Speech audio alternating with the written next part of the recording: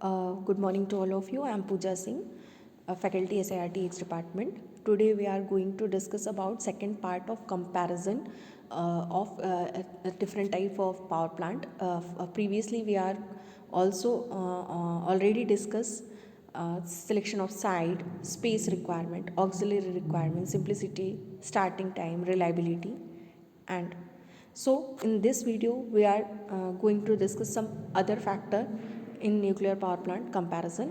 So अगर हम बात करते हैं प्लांट लाइफ की तो हाइड्रो के लिए कुछ स्टैंडर्ड फैक्टर्स दिए हुए हैं. ऐसा ज़रूरी नहीं है कि 50 साल के बाद ये वर्क नहीं करेगा, बट कुछ स्टैंडर्ड फैक्टर की अगर हम बात करें तो it may be work for 40 to 50 years.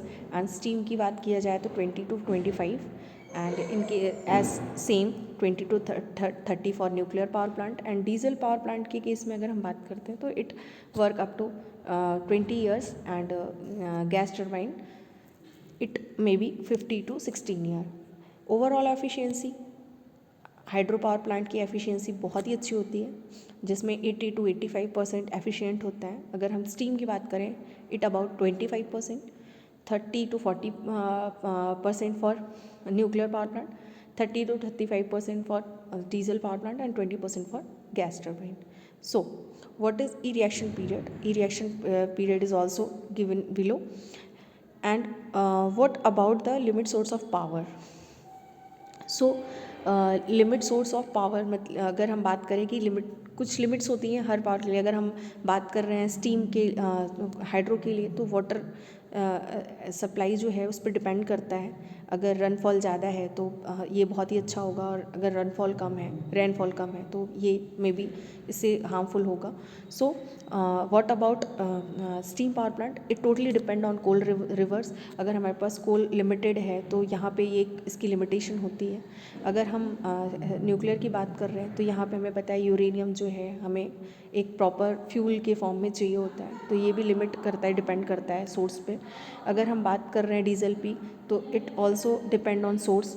And as we know for gas turbine will to sufficient quantity इसको भी चाहिए हमें कि हाँ इसमें लिमिट ऑफ सोर्स पावर तो है. मेंटेनेंस रिक्वायरमेंट की अगर हम बात करें तो अगर हम हाइड्रो पावर प्लांट की बात कर रहे हैं तो इसको बहुत ही कम मेंटेनेंस की रिक्वायरमेंट होती है. अगर इसमें हमें फ्यू स्किल इंजीनियर भी हैं तो ये हम इसे ऑपरेट कर सकते हैं. और अगर हम स्टीम की बात करते हैं तो high it required as compared to high operating staff and skilled engineer. In case of nuclear power plant it required very high skilled engineer and well trained trainer and staff also. In case of diesel power plant very low because of operating and supervising staff is required, because of this is diesel power plant and it can be operating very small scale.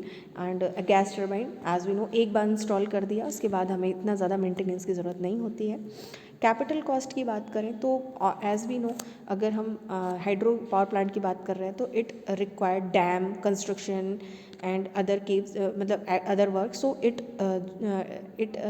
its capital cost is high as compared to other. And if we are going to discuss about steam power plant, it medium lower than the hydro power plant. In case of nuclear power plant it required very high capital cost, and for diesel power plant it required quite low, and for gas turbine it required very low capital cost as compared to other.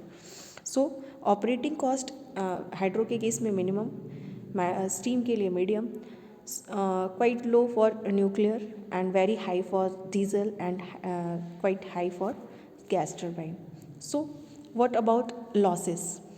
Fuel transportation you can see in this slide.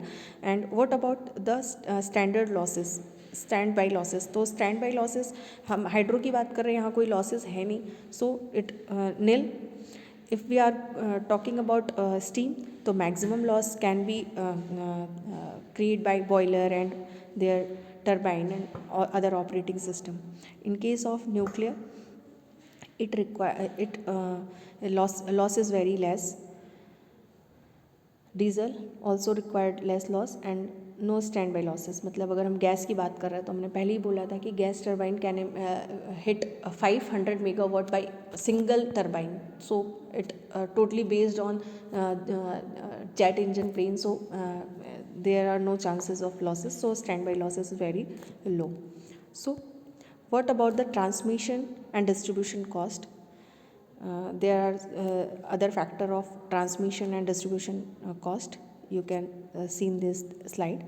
So it's all about comparison of hydro, steam, nuclear, diesel and gas turbine. So thank you.